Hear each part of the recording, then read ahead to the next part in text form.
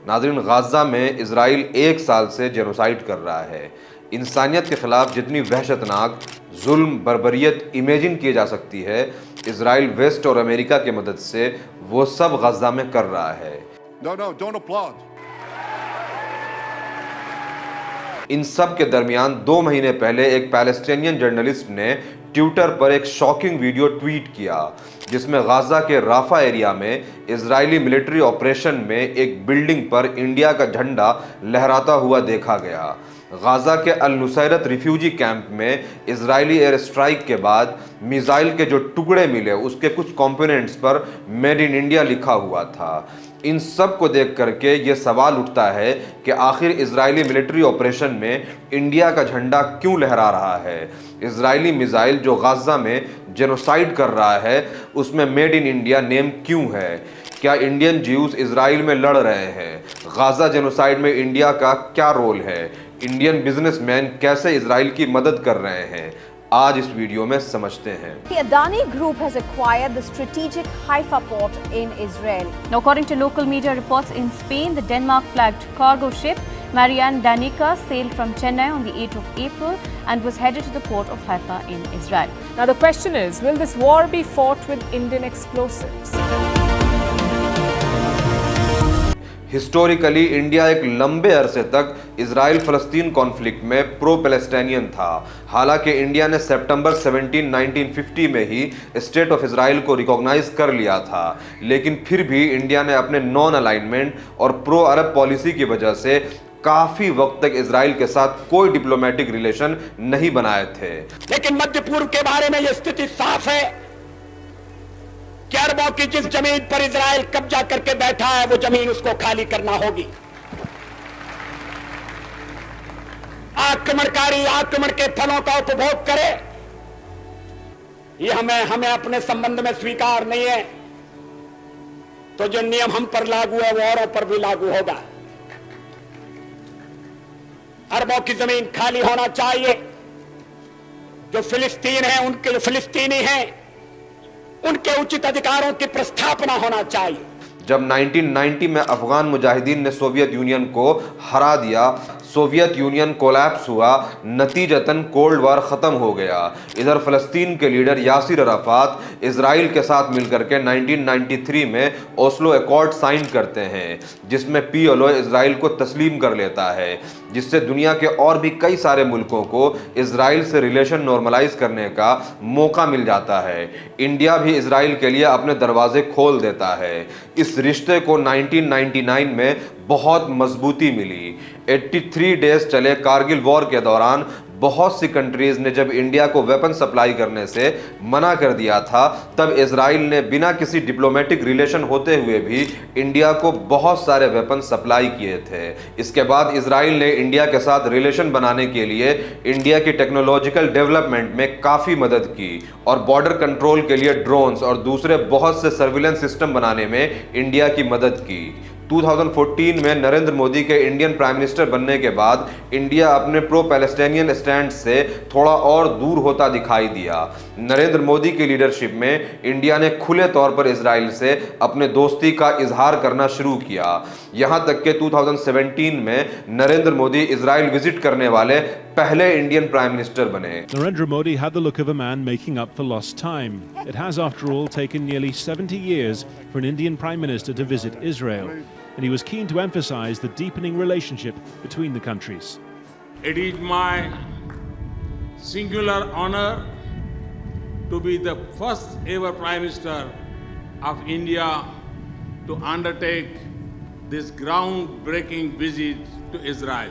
इस विजिट के बाद इंडिया और इजराइल की स्पेस और टेक्नोलॉजी के फील्ड में स्ट्रेटेजिक पार्टनरशिप शुरू हुई। इंडिया और इजराइल की फ्रेंडशिप मिलिट्री और पॉलिटिकल सपोर्ट पर बेस्ड है। इंडिया टुडे के एक रिपोर्ट के अकॉर्डिंग 400 इंडियन ज्यूज IDF के लिए इजराइल के लिए लड़ रहे हैं। नरेंद्र मोदी और बेंजामिन नेतन्याहू के बीच एक स्ट्रॉन्ग पॉलिटिकल फ्रेंडशिप है। इसी वजह से दोनों कंट्रीज की मिलिट्री टाइज भी काफ़ी मजबूत है। दोनों एक दूसरे को वेपन बेचते और ख़रीदते भी हैं। इंडिया इजरायली वेपन का सबसे बड़ा ख़रीदार है, जहां हर साल इंडिया इजराइल से $1 बिलियन से ज़्यादा का मिलिट्री वेपन ख़रीदता है। 2015 से 2019 के बीच इंडिया की इजराइल से वेपन खरीदारी में करीब 175% से ज़्यादा का इजाफा हुआ था। इतना ही नहीं, इंडिया के बड़े बड़े कैपिटलिस्ट गवर्नमेंट के इशारे पर इजराइल में ह्यूज इन्वेस्टमेंट कर रहे हैं। इंडिया की रिलायंस, इन्फोसिस, टाटा और अडानी ग्रुप जैसी बड़ी कंपनीज ने बहुत सी इजरायली स्टार्टअप्स में इन्वेस्टमेंट की हुई है। इंडिया की सन फार्मा कंपनी ने इजराइल के तारो फार्माक्यूटिकल्स को एक्वायर किया था। इन सब इन्वेस्टमेंट के वजह से इंडिया और इजराइल की इकोनॉमिक और मिलिट्री टाइज बहुत स्ट्रॉन्ग होता जा रहा है। और हाल ही में रिलायंस इंडस्ट्री ने इजराइल की स्टार्टअप कंपनी टावर सेमीकंडक्टर को खरीदने में दिलचस्पी दिखाई है। हालांकि यह डील अभी फाइनलाइज नहीं हुई है। टावर सेमीकंडक्टर्स एक एनालॉग चिप प्रोड्यूसिंग कंपनी है जो मोबाइल फोन्स बनाने के लिए बहुत इंपॉर्टेंट होती है। अडानी पोर्ट्स एंड लॉजिस्टिक्स ने इजराइल के सबसे बड़े पोर्ट हैफा पोर्ट को $1.15 बिलियन में खरीदा हुआ है। हैफा पोर्ट एक की एंट्रेंस पॉइंट है जिससे ज्यूश रिफ्यूजीज फलस्तीन आए थे। जिस दिन 31 जनवरी को नेतन्याहू ने अडानी को हैफा पोर्ट सौंपा था, वो महीना 2015 के बाद फलस्तीनियों के लिए सबसे ज़्यादा जानलेवा साबित हुआ था। सिर्फ जनवरी के अंदर अंदर इजराइल ने 35 फलस्तीनियों को कत्ल किया था, मगर उन दिनों भी अडानी ने इजराइल के तारीफों के पुल बांधे हुए थे। बहुत से एनालिस्ट ने अडानी के इस मूव को क्रिटिसाइज किया था। We are really feeling very proud of investment in this Haifa port, and it is a very strategically, and the relationship between India and Israel, that friendships we have to strengthen that. साथ ही Adani company Israel को weapon बनाने में भी बहुत मदद करती है, जिसमें Tavor X-95 assault rifle, Negev light machine gun, Galil sniper rifle शामिल है। यहां तक कि हरमस 900 ड्रोन जो सर्विलेंस और एरियल बॉम्बिंग के लिए इस्तेमाल होता है और जिन्हें इजराइल ऑलरेडी गाजा में सिविलियंस पर अटैक करने के लिए इस्तेमाल कर रही है, अडानी ग्रुप उन ड्रोन्स को बनाती है। एक रिपोर्ट के मुताबिक गाजा जेनोसाइड के दौरान ही Adani Elbit advanced systems India limited ने इजराइल को करीब 20 हरमस 900 ड्रोन एक्सपोर्ट किया था। Indian defence analyst Girish Linganna कहते हैं कि जब इंडिया इजराइल को ये ड्रोन सप्लाई करता है तो इंडिया गाजा में ड्रोन के जरिए होने वाले अटैक्स से इनडायरेक्टली जुड़ जाता है, चाहे इंडिया को उन ड्रोन्स को इस्तेमाल करने पर डायरेक्ट कंट्रोल हो या ना हो। गाजा जेनोसाइड के दौरान ही इंडिया का इजराइल को वेपन सप्लाई करते हुए एक और केस सामने आया था, जब 15 मई को बोरकम नाम के एक कार्गो वेसल जो इंडिया से लोड होकर के इजराइल की तरफ जा रहा था। डॉक्यूमेंट के मुताबिक उस शिप के अंदर 20 ton rocket engine, 12.5 ton rockets और 1500 kg एक्सप्लोसिव था। मेरीन ट्रैकिंग साइट्स के अकॉर्डिंग यह शिप चेन्नई से अशदोद पोर्ट जा रहा था, जो गाजा से बस 18 माइल दूर है। फिर 21 मई को भी चेन्नई से एक शिप लोड हुआ जिसमें 27 टन एक्सप्लोसिव था।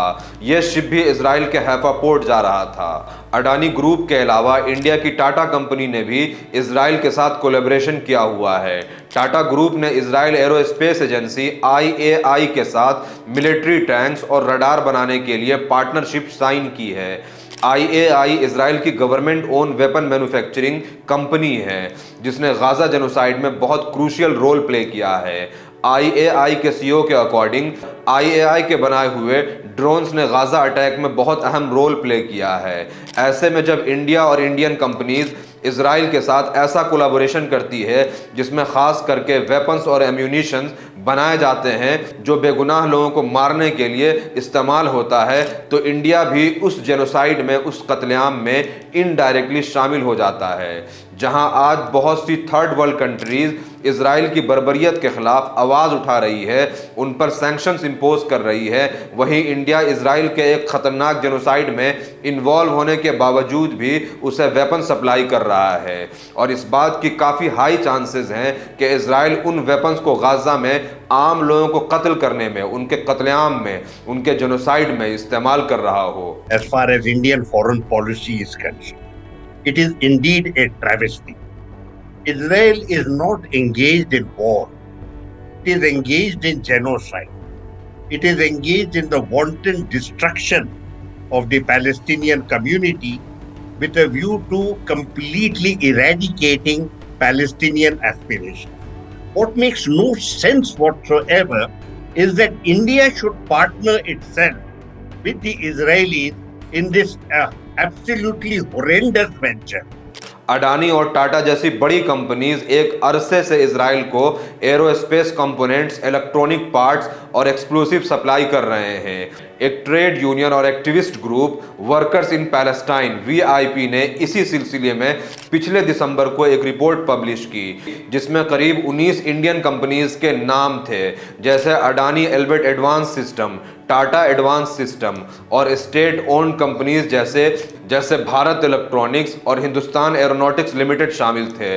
रिपोर्ट के मुताबिक इजरायली मिलिट्री जिन वेपन्स का इस्तेमाल कर रही है, उनके बहुत से कंपोनेंट बनाने में ये इंडियन कंपनीज डायरेक्टली शामिल है। 2020 से 2023 के बीच ये कंपनीज इजरायली मिलिट्री कंपनीज को $500 मिलियन से ज़्यादा का वेपन एक्सपोर्ट कर चुकी है। इजरायली गवर्नमेंट की IAI company in Indian companies की टॉप इंपोर्टर है, जो करीब $257 बिलियन के वेपन पार्ट्स और कंपोनेंट्स इन कंपनीज से इंपोर्ट करती है।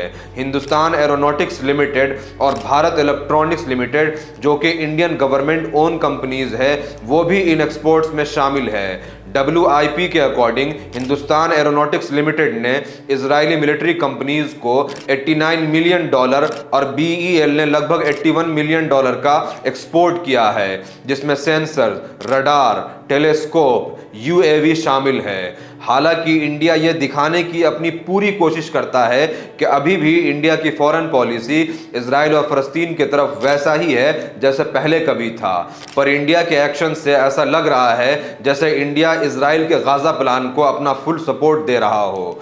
इसका एक सबूत यह भी है कि इंडिया ने गाजा में इजराइल के एक्शन को रोकने के लिए UN जनरल असेंबली के पहले सीज फायर रेजोल्यूशन में वोट नहीं किया था, और इंडिया ने इंटरनेशनल कोर्ट ऑफ जस्टिस में इजराइल के खिलाफ जेनोसाइड के केस को भी कोई सपोर्ट नहीं दिया। इंडिया की फॉरेन पॉलिसी पीस और ह्यूमैनिटेरियन प्रिंसिपल्स पर बेस्ड है, लेकिन किसी ऐसे कंट्री को वेपन सप्लाई करना जो सिविलियंस का कत्लेआम कर रही हो, यह उन प्रिंसिपल्स के खिलाफ है। Heartbreaking loss of civilian lives in the displacement camp in Rafah is a matter of deep concern for us. We have consistently called for protection of civilian population and respect for international humanitarian law in the ongoing conflict. एक तरफ India Israel को weapon supply कर रहा है, दूसरी तरफ balance create करने के लिए गाजा को एड रिलीफ भी पहुंचा रहा है। 22 अक्टूबर को इंडिया ने एक फ्लाइट में 6.5 टन मेडिकल एड और 32 टन डिजास्टर रिलीफ मटेरियल्स फलस्तीन की तरफ रवाना किया था।